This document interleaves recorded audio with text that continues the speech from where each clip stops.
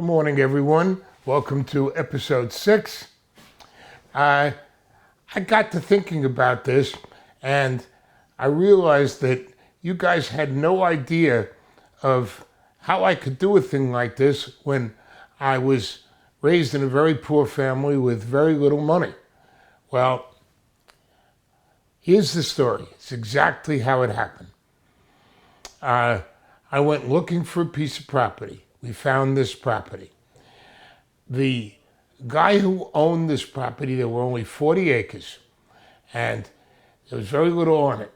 And he said, I'll sell you the property, and it's going to cost you $150,000. Well, that was a lot of money to me.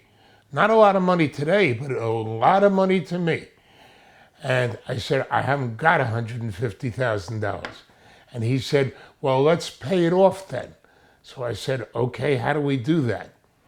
He said, you give me $25,000 down and I'll give you a 10-year mortgage for the rest. So I said, okay, that sounds good. So I went around, I went to my mother, I went to my sisters, I borrowed money from my pension, and I went ahead and I raised $25,000. But that wasn't enough because I had to pay the lawyer's fees and I had to take and have a little money to operate with. And I didn't know where I was going to get the rest. So I wound up taking in a partner who came in with another $25,000.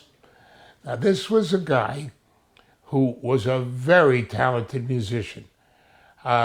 He was incredible. He was a good conductor, a good trombone player. He really knew his stuff. But he did not know about camp. And that was something that really was a problem. So after 3 years, I still had the mortgage, but after 3 years, I said to him, I better buy you out.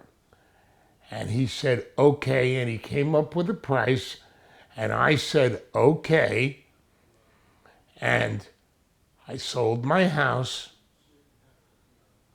raised a little bit of money, was able to pay him, and then after 3 years, I owned the camp all by myself.